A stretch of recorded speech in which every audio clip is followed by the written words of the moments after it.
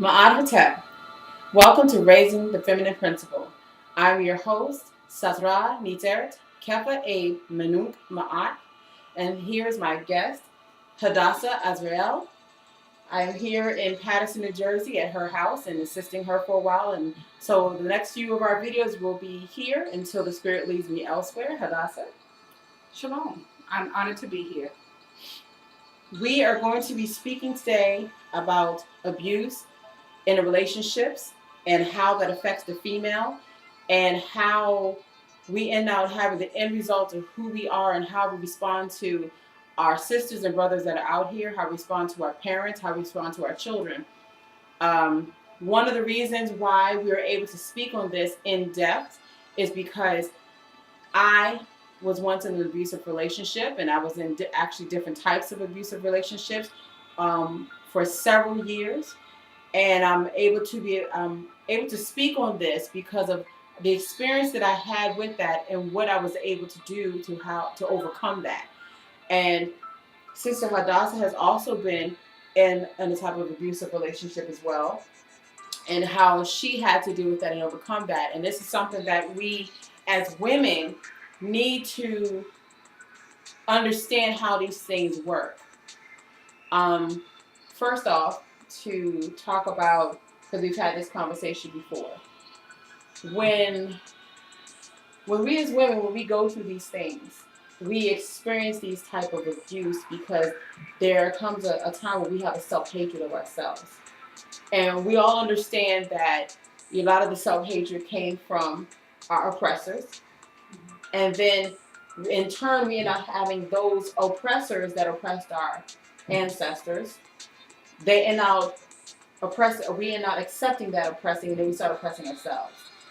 And we start having where they did certain things to the men, and it went through generations to generations, and how the men started treating the woman in disrespect because they didn't know how to respect themselves anymore as the black man. And so, like I have spoken about in one of my YouTube videos called Mirror, because we're not trained to understand that whatever it is that a man is saying to you and he's lashing out at you, he's really doing it to himself. He doesn't see that. But because of how we are and we're in this physical world, we accept that abuse as him hitting us, and it's something that we did and it's our fault. And then we accept the yelling and the emotional distress that we put upon our body. Our body starts to go through different stages because stress changes who you are. It changes a lot of things about you, physically, emotionally, mentally, and it actually is a killer of the body and the spirit. As women, also back in our oppressing days, which we would to touch so just quickly upon the Willie Lynch letter, is understanding that what they did to our ancestors after they mutilated the biggest, strongest, blackest male that we had in the slaves, and they ripped him apart, tarred him up and everything, feathered him, ripped him apart, castrated him, cut off his head and everything in front of the woman. And the woman in turn and now accepting this already abuse that she's seeing right there, and now teaching her youth to do the same, to be weak-minded. And then what happened is that we got the women who were being raped and abused by what we call the master back then, or massa. And so we started this continued allowing abuse in our generations to come over and over and over again. And because the man became programmed and the woman became programmed, we allowed this to fall into each of our generations because we're angry, we're hurt, and we're pissed off. And a lot of us don't even know what we're hurt and pissed off of anymore because we're carrying the weight of our ancestors before each generation until we get to like where we are now. So my abusers had their history and past and what they were dealing with now, and I have my history and past of what I'm dealing with now. But what happens is we are not allowing men to treat us a certain way when we deserve the respect that we have. And yes, we should learn to respect our own selves, but we don't know how to. We're always taught how to respect, to say, you need to respect yourself, sister. Well, do you ever when people say that, do they tell you how to respect yourself? You know? And respecting ourselves is more than just modest garment. Watching the language that comes out of our mouth.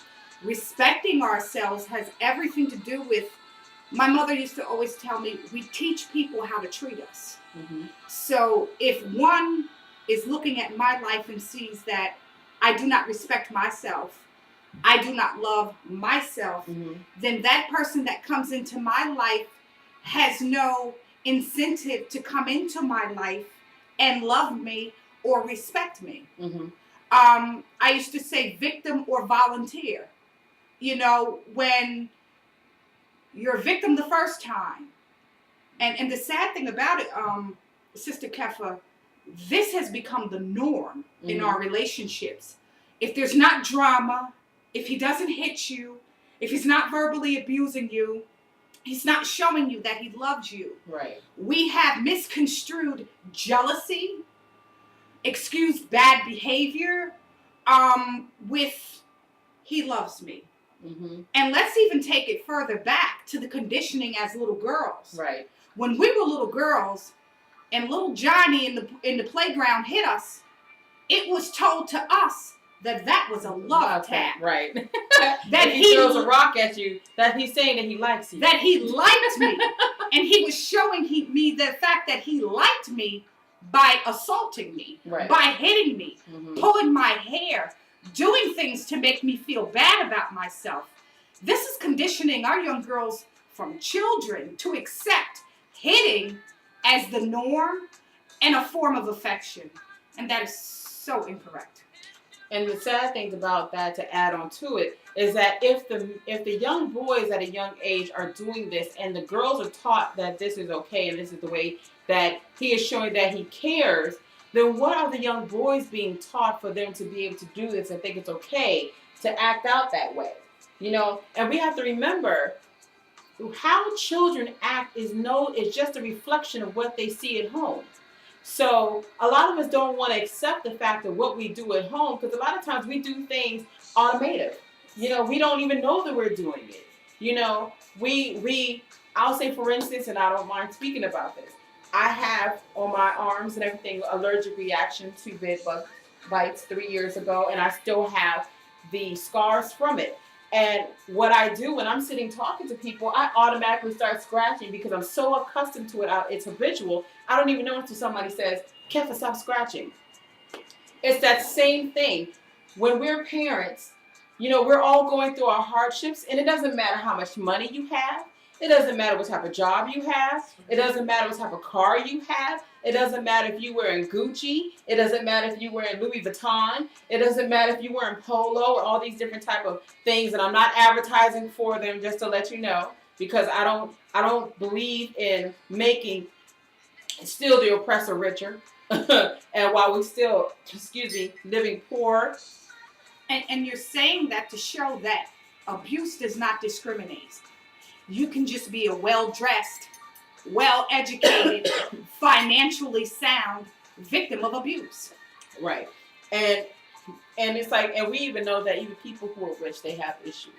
It's not just people who are what they call poor or broke. Everybody has them. And so it doesn't matter what your setting is and what you feel like, oh, you're on top of things or better than things. People are being abused all around the world. Women are being abused. Children are being abused all around the world.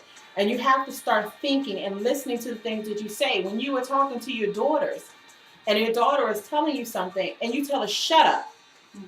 And you don't even know why you're angry about something, but you're not even going back to apologize to your own seed and telling them, sweetheart, I'm so sorry. Mommy is having a bad day. I'm not feeling too well, or I'm on my cycle. And so I'm expressing certain things, and I do apologize for that. Please, continue on, but maybe just go into your room for a while so Mama can have some rest.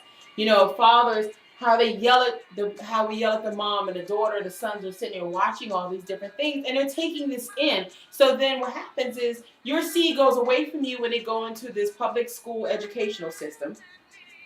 And they're becoming in with a certain type of mindset that's based off of home. And then they come into a school mindset with all these other kids that have their mindsets based off of their home. Then they come into this boxed up room trying to learn an educational system that wasn't created for them. And then they get into these moments of confusion because some understand and comprehend it and some don't. And usually the ones that don't comprehend are even more angry and confused. And so they start lashing out at each other. Or we're constantly abusing each other over and over again. And as a woman, when we start taking this in from childhood into our adulthood, because when I was a child, it wasn't that I wasn't physically abused when I was a child. I was emotionally and mentally abused for the things that were said to me through the people in my family. Then when I started getting older and started getting into boys at the age of 12 and 13 and started noticing that, oh, wait a minute, I'm starting to feel a little something. I feel some vibrations hitting on when I see a young man now. And I'm like, woo, wait a minute, that means I must love him. I must like him, because we're already programmed to tell us what love is. And not understanding that love is divine law. It's not an emotion. And then we become teenagers. And that's when we really start, acting out and feeling ourselves and so on. And so next thing you know, we come across a guy, we playing around, hitting at each other and all this other stuff. He hits back at you. And then you think, oh, he must love me. And then next thing you know, here and there, he starts saying negative things about you. He starts putting you down. He starts telling you that you need to dress better. If you keep yourself up, you'll look better. It's very subtle. Mm-hmm. Everyone is on their best behavior when we first meet. Mm-hmm. And we have to stop excusing poor behavior, and we have to stop making excuses. And I want to go back. We don't want to discount the fact that our brothers are being abused too. Right, they are. Sisters, we have to learn to keep our hands to ourselves as well. And sometimes, to be honest, to learn to be silent. And it's not in the sense of how people take it and how the Bible wrote it. It's the fact that sometimes and I hate to say it like this, but sometimes you got to back off. When the black man goes out there, he's out there trying to work.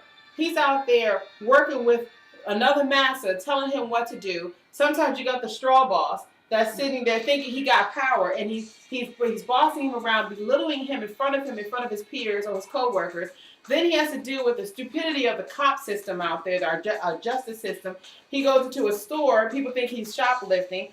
People clutch their purse still when, the black man walks past, and he's consuming this all day long. And then he comes back into his home where it should be his place where he can relax himself and get away from all that BS. And then because you're angry, instead of just, when I say it like this, I'm not saying it in a sense to condone the actions that happen physically.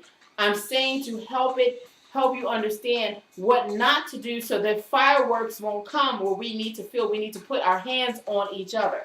So when the man comes in or the woman comes into the home, we want to find peace in our home. And that's when you're supposed to say all outside things are outside that house. Peace is in my home and peace is in me. So nothing of the outside world comes in here, but we don't do that because that's not how we're programmed. That's not how we've been taught through our parents and their parents and their parents and so on.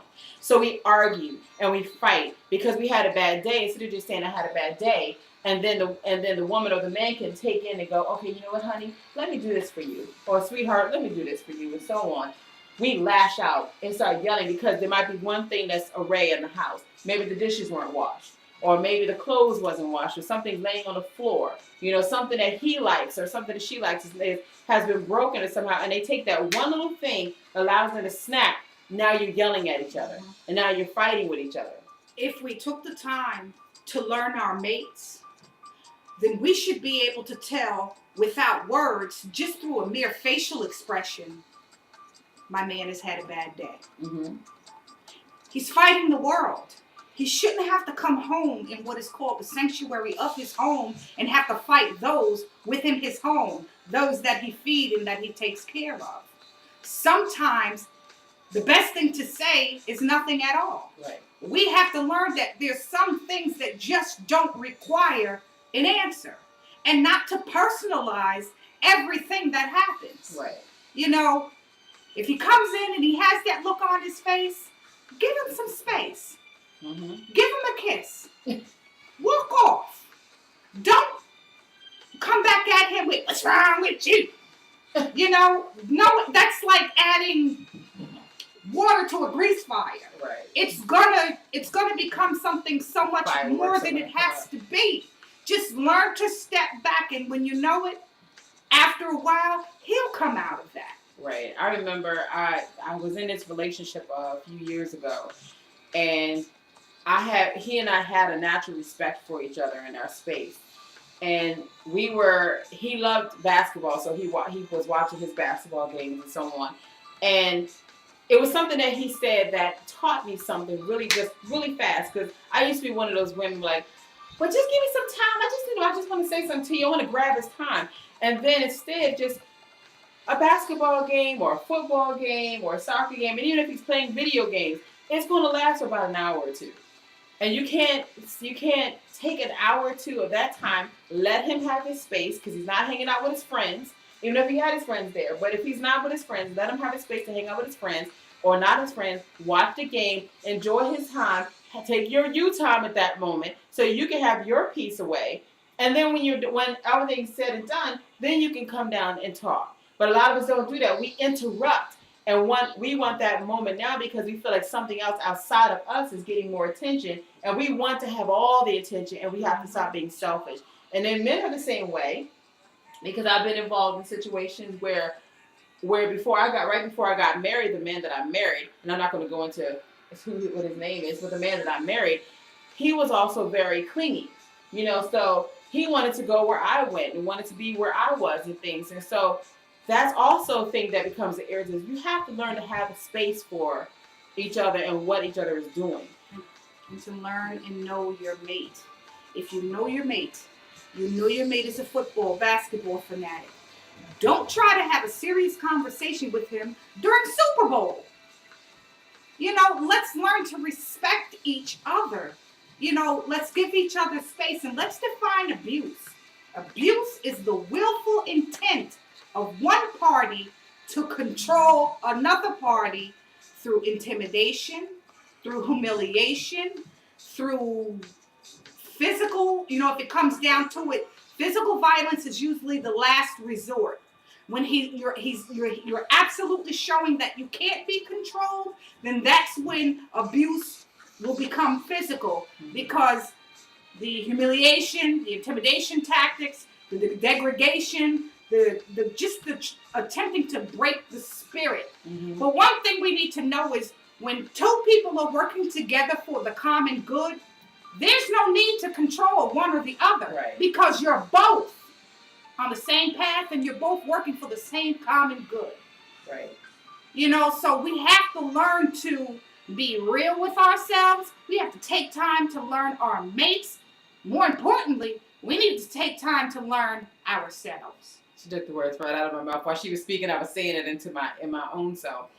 And a lot of us don't do that. But then the problem is that we don't know how to. So we're already self-abusing. Yes. We're self-abusing. And that's something that she was speaking on earlier, is that how we feel about ourselves, we attract that to us. Like a person. So if you feel down about yourself, you feel unattractive, you're angry, you're confused, and chaos is within you because of things that are happening around you, then the female friends that you come across, that's the ones you're going to start coming across that they seem like they're funny, good at first, but then they'll backstab you later. Then you have the men that come into your life and they smile on your face and everything's good. The next thing you know, they're stepping out on you and meeting other females, sleeping around with somebody else, not telling you, doing it unprotected at that. That's another form of abuse, when somebody steps out of a relationship when that wasn't something that y'all had agreed upon, and he comes back and brings something to you. That's abusive to the body.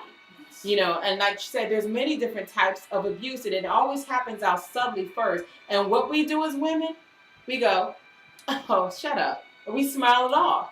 And instead of us catching on to the fact that he just said something negative to you that hurts you, because we're not taught to understand that whatever anybody says to you is not being said to you, it's saying to them first.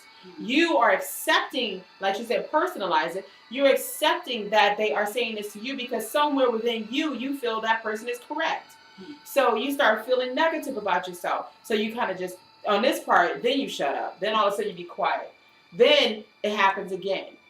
Next thing you know, he starts saying something worse about you. Mm-hmm. Then it becomes to the fact that you might cook dinner one day, and then he'll come home and make a negative comment about your food that you just slaved. Well, I had to wear a slave, that you took a lot of time to prepare the dinner for the family or just for you and him.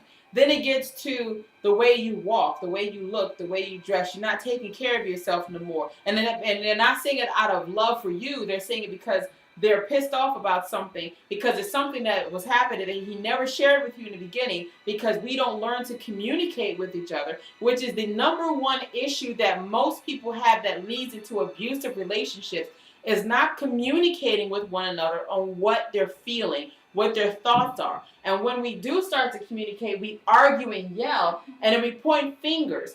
And that's one thing that, at least at some point in my marriage, when I was married for 7 years, that when you learn how to communicate with each other, like if we were having a disagreement, I speak to you about the things that you're saying, that how it's making me feel.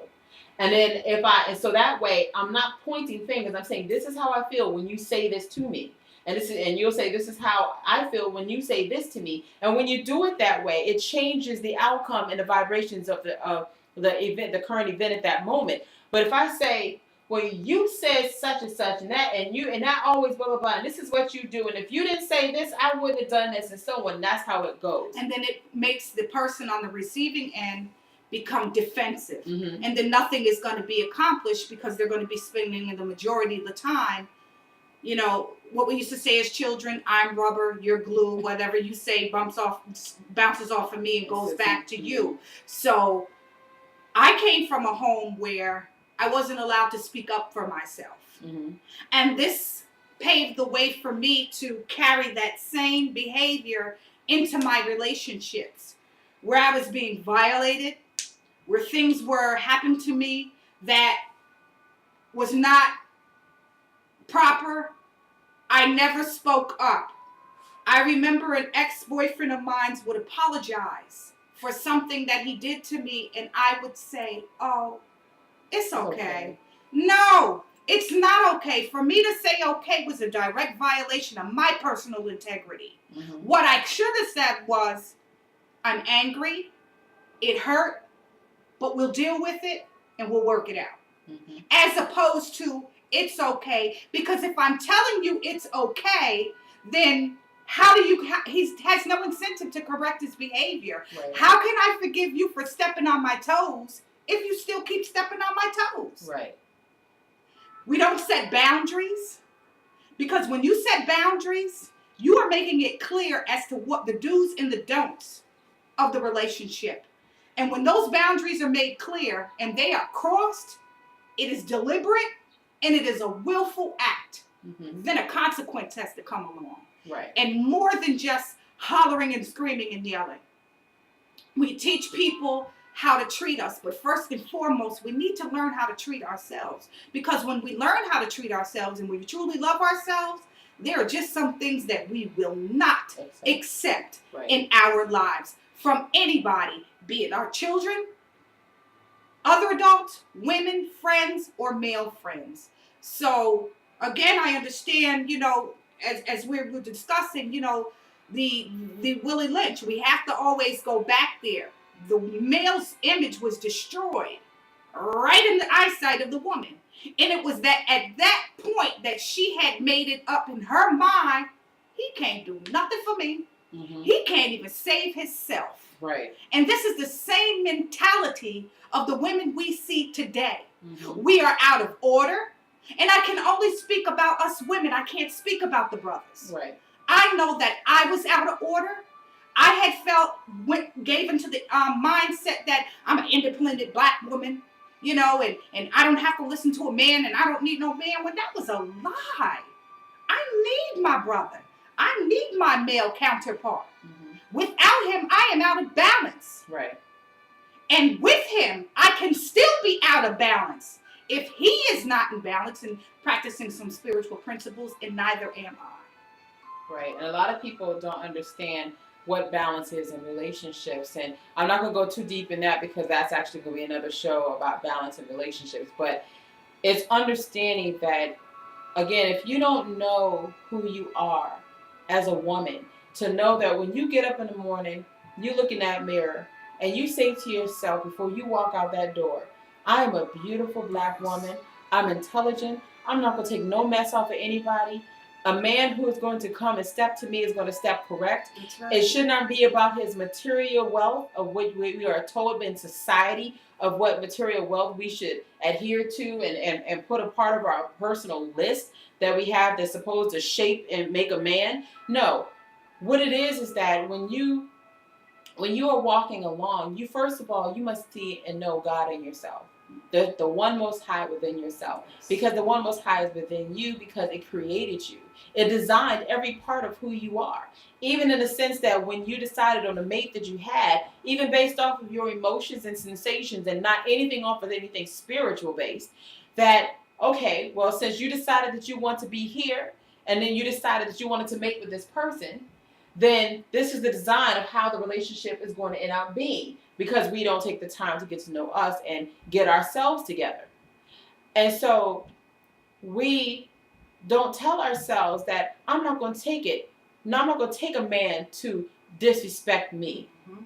I'm not going to let a man to disrespect my sisters. I'm not going to let a man disrespect my mother. I'm not going to let a man disrespect my child because you have to understand, it's not just about how a man treats his woman.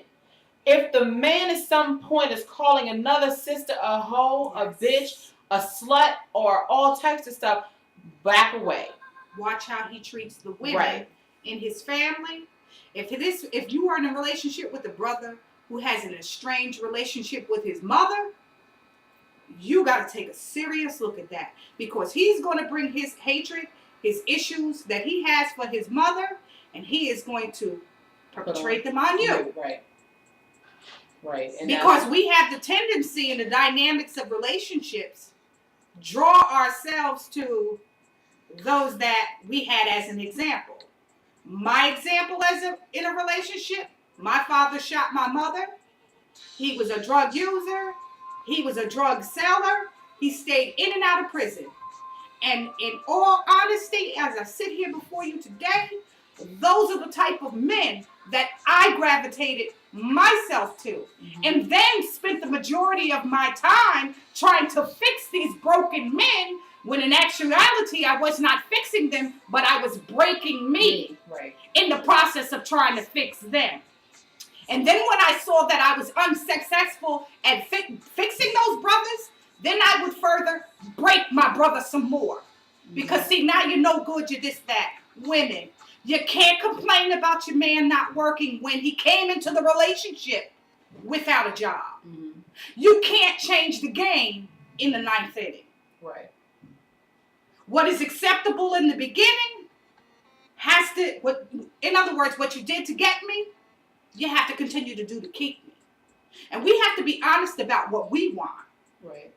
And not be afraid to say it at the risk of him walking away. Because if he walks away, then it's just a proven fact that he wasn't there to stay. He was there to play. Right. My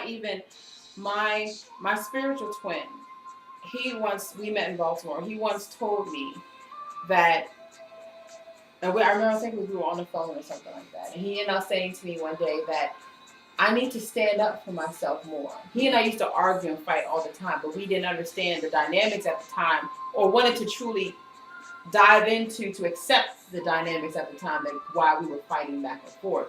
But because I was still seeing my ex at the time and the things that was happening between me and my ex and what he was seeing, what was going on between me and him, and what I was allowing for my children to see, I was taking in a certain level of abuse to self. Not so much because it was really the brother who was dishing it out, but what he was doing, I found a way to accept it. And so he was he was telling me that I need to set boundaries for myself. I need to hold myself in a better light than what I had allowed myself to think. And so he would always let me know, Kefa, you need to look at yourself, because we and him are always good at sharpening each other. Sharing this is what you're doing, you need to stop. Or this is what you're not doing, you need to change. Because when you're able to have somebody who is your mate, and like she said, when you truly know the person and understand them, because he is you, you are him, but y'all have your differences, what brings that attraction is understanding that yes, you have to have boundaries. You have to set what you want to do and what you're going to accept. But because so many of us women are already emotionally scarred. Excuse me. We're emotionally scarred because of what we've seen around us, our parents and how they act, or some people raised by aunts and uncles, grandparents, and so on. We see different things, and then as a child, when we have our parents and mothers and fathers who are watching this show right now, understand you have to make sure what your children are watching, because when we were watching children, even TV shows, we were younger. You're not going to always come across the Huxtables. You're going to come across the other situations where you're going to see a man belittling that woman and hitting that woman and saying nasty things to that woman. So she looks at that and thinks that that's okay too. Then she hears her neighbors across the street arguing and fighting and yelling, and so she's thinking, oh, this is how it's supposed to be. So then she lets a man yell at her, bring her down, say things to hurt her feelings. And then so when she finally removes herself out of that situation, the next person she comes across is going to be the same. He's going to start off a different way than the first person. You're going to think, oh, he's different. He's different from the last guy. So, I love this man too. And we don't understand what love is. And so we take on everything that he's doing and acting and saying towards us as that. And then we wonder how we got back into the situation where this man is talking me down, saying negative things about me. Not, if I'm hurting, he'll look at you like, I'm not going to massage you. I'm not going to touch you. I'm not going to help you out. I see that you're suffering. I'm not going to do anything with that. I'm just going to make your situation worse. And then we keep continuing that. And, because I was very fortunate growing up, I was surrounded by a lot of males in my life. I had a lot of male friends. And with having that male friends, they look after you because they look at you. That's my sister right there. So I'm going to make sure that my sister is not going to be harmed. Now, if I decide to go against what they said, then I'm on my own. But they would let me know what to look out for. And then we don't take a reprieve in between relationships. Mm-hmm. We jump from man to man to man to man to man, and then wonder why the face and the name is changed, but it's the same relationship. Right. Because when we don't learn the lesson, it's just like in school, you get left back and you have to repeat that same lesson all over again until you get it. We change partners like we do clothing. We are afraid to be by ourselves, not knowing that the ability to be by yourself is the beginning stages of you going to be able to be with somebody else. Because if I can't be with me and enjoy my company and enjoy being alone with me, who else will?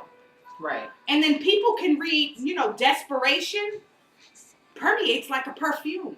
A low self-esteem gives off just like a perfume. And then before you know it, here come these individuals into our life to further inflict pain, low self-esteem, to push our buttons and to then begin to subject us to the very things that we ran from the last relationship from. And you have to know that this is how it works. When the system catches on to one thing, it has to enhance itself. So when it enhances itself, it knows, well, I can't get to her on that level. So let me bring out something a little different. So I'm going to bring her that cute honey down the street who smell good, who dress nice. He got that new white Lexus that he holding on to. He got some money, flash that money in his hand. Oh, he look like he can do something for me, And then we look at that way. But see, you have to understand that it's always ways that how energies work, because again, you have to remember misery loves company. And that's also how spirituality works. Because when you're connecting when you have that negative energy within your being, you are bringing those people who have that same negative energy to you. And at first it may seem like it's different, but it's not. And what it is that pain and suffering and self-hatred that you have for yourself, when you attract that man to you, he has that same insecurity, self-hatred for himself. And these are some of the things that you're linking to that you don't realize that this is what's happening. And so like I said, like getting back into the whole abuse part thing, we are in constant abuse of ourselves because we don't know how to love ourselves. We don't know how to get to know who we are because we're not taught to know how to get to know who we are. You know, and people like to say that our culture or our ancestors and what happened back in the day, I've had conversations like that where they were like, oh, well, that shouldn't matter. No, it does matter because I need to know beyond my mother, my grandmother, my great grandmother, on how they acted and the history that they had. I need to know that outside of our time of slavery time, that the women were raped all the time and abused and beaten and not cared for and always crying out to God to save them. And then what happened? What happened to the divine love that we once had for ourselves, that we were created of, that amen, the peace that's undisturbed, and we don't have that anymore within ourselves. There was a time where our Nubian sisters, you know, we were queens. We were goddesses, or what we call Niterts in my spiritual practice. You know, we were on a certain level of consciousness. We weren't working off of our lower nature, of our animalistic natures, our emotions, and so on. And that's what most of us are working out of, is our emotions. Instead of allowing ourselves to go to higher parts of our being, not only just being connected to nature, because nature, as we say, Mother Nature, which is Mother Niter in my spiritual practice, which means Mother God, which is the feminine aspect, that you must understand, first of all, you were not created to be anyone's punching bag. You were not created to be somebody who a man could just yell at you and put you down and say things negative in front of your children, in front of your friends, dragging you by your head, knocking you upside your head, smacking you around, punching you in your face, punching in your stomach, throwing things at you. These are things that women are going through every day. There are women that are out here that my sister was telling me about. A brother was so just disrespecting himself and the sister that he was with. And he was putting her down and abusing her right in front of people. How we've gotten so deep into our pain that we don't even see that reality no more. We don't see what we're doing to ourselves. Brothers, when you are talking to this woman like this, you must understand this is what you're doing to you. This is what you're doing to yourself. This is what you're doing to your people. This is what you're teaching the people that are outside watching it happen. This is what you're doing to the people, the neighbors who are listening to what's happening next door. When I was sitting here watching, and I was in so much tears because I, just like Hadassah was talking about before, we can relate to the movie For Colored Girls. Mm-hmm. And in the movie For Colored Girls, you know, they're showing all the different types of abuse that we do to ourselves, because one of the sisters was abusive to herself. That was the one who was sleeping with all the different the different men. Then you have the other one who was abused by her husband, who was a military person, and he came back screwed up. That should tell you something. And then you had the other woman who had a man who just gave her no act right. Mm-hmm. He just didn't do right, and he disappeared on her all the time. Yes, you know. And you know what was profound in that movie, and what helped me to really, really take a look at myself, when the scene with where she told Kimberly Elise, after he threw her children out of the window, that she was laying there like a victim, and she told her, in order for you to get better, you're gonna have to accept some responsibility here. Right. You know, these things don't just happen to us. We teach people how to treat us. And again, it's subtle. A bitch, a shut up, a lie, the young man that was roughing up the young lady in front of my house, he was pulling on her. He was holding her against her will. He was cussing her out in the street. And she was sitting there crying. And I opened my window and I said, "Sister, are you okay?" He immediately began to attack me. And I said, "Wait a minute, brother, hold up. Had you given me another second, I was then going to ask you, are you okay?" And then she turned around and looked at me with, "Mind your business." And he took her across the street, and he finished roughing her up across the street and dragged her down the street. What's wrong with that picture? Don't you know that we don't respect anything or anybody that we can take advantage of? You'll never be respected by anyone who you allow to abuse you or disrespect you. Right. So you have to make it up in your mind that you love yourself, know your worth, know your value, and get out. Even if it comes at the expense of you abandoning all the material comforts that you've accumulated through the relationship, get out. Because we as parents, we're so gung-ho about our children listening to us when we need to be more concerned that they're watching us. Right. These kids are watching us. They're mimicking us. I'll never forget the time I went to a friend's house and watched her grandkids play house. The little grandson and the little girl, the little kids, and all they did was holler and scream at each other. So this was the baby's interpretation of playing house. Mm-hmm. This is what happens when you play house. You yell. The little girl was telling the little boy, give me money, give me money. I was amazed. Unbelievable. This is learned behavior. Everything we do is learned behavior. We live in a culture of disrespect. Listen to the music. How did we go from back in the day to, you're my darling, darling baby. I love you. You're my queen, to bitches ain't shit but hoes and tricks. We don't love them hoes. How did we get there? We got there because we allowed them to take us there. Right.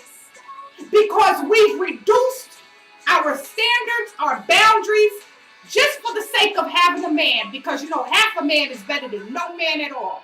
Well, excuse me, sisters, I'd rather be alone than accompanied poorly.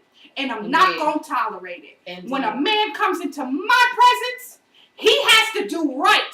Why? Because I do right by me. Right.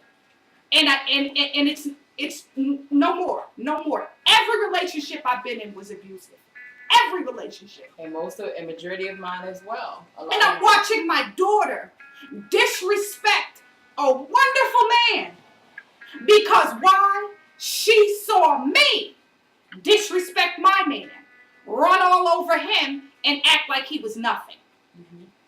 And see, and my thing was that she on this part, she and I are opposite, because a lot of things that me and her share is very common, which is why she and I can relate well with each other.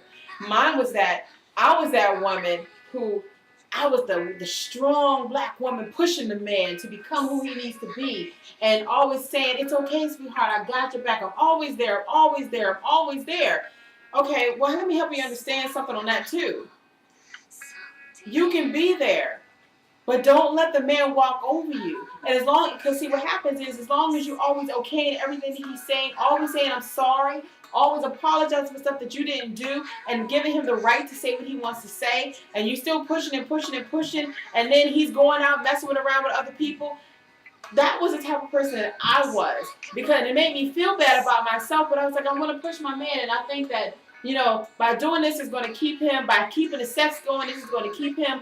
And what happened is, when you think that sex is going to keep a man, I'm sorry, let me tell you, it's not. I don't care how great you are in bed. I don't care how much you feel like you can ride him until the cows come home. Or how flexible you are. How flexible you are, right? to the roof.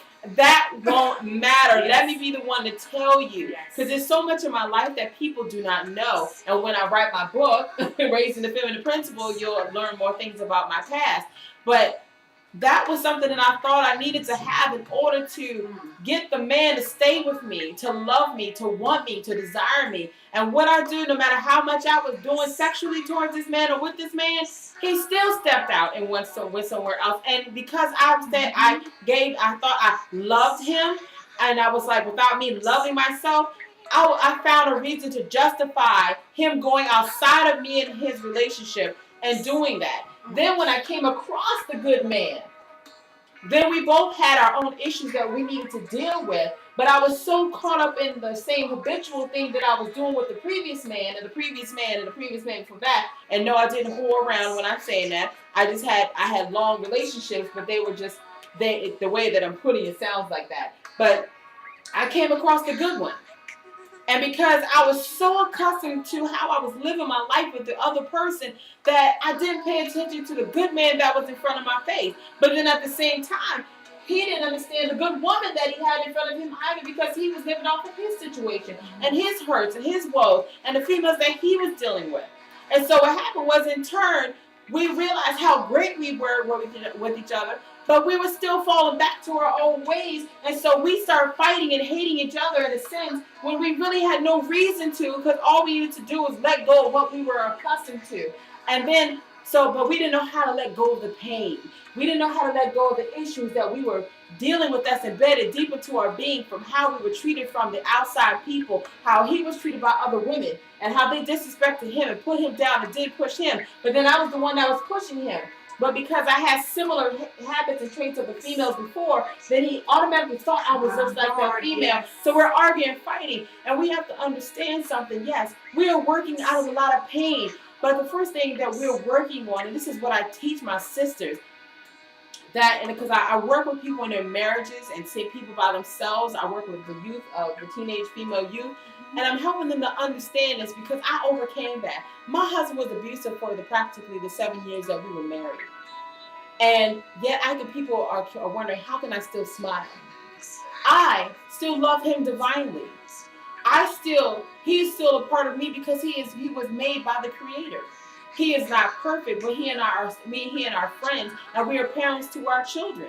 And I can sit there in a room with him and crack up like nothing ever happened, even though I know that this man had beat me, raped me, hurt me, bring me down, and all this other stuff. And other men that have done these things, or even females who have done certain things to me. I have my relationship to my own mother, but it's the fact that when you get deep into the spirit and you start to understand the things that are happening and why it happens in the manner that it does, and then you start understanding how you were built and created, and why the design of when you were speaking and doing everything out of your lower nature, then you start to have a peace undisturbed within your being, and you stop being angry about those things, and you stop taking it personally. Then you can build and grow from that, and then that feeling of hatred, and that somebody owes you something, and that when the next person that yells at you, you're not yelling at me, you're yelling at you. There's something about you that you feel negative about yourself. It's not me, so I'm not going to take on your energy. I'm not going to take on your self-hatred to you and bring it on myself, so I can bring myself down, so I can allow other people to have hatred towards me and act out on that hatred towards me. We have to be better than that. We have to be stronger than that. We as Black women, we have endured so much. We endured so much of the society. We've endured raping. We have endured beating. We have endured emotional put-downs. We have endured mental slavery that we have gone through for the oppressors that are still here, we are part of in their system. Believing that we need them and not our own brothers to help us, to protect us, to take care of us, to guide us, to strengthen us as we do them. We have taken in so much. Sisters, stop letting people, men, women, whatever, to bring you down, to stop doing the things you do. Like this photo that's behind us, I have it in one of my Facebook photos. And it's what is this called again? I don't remember. It's called Made for Each Other, Shaping Your Mate.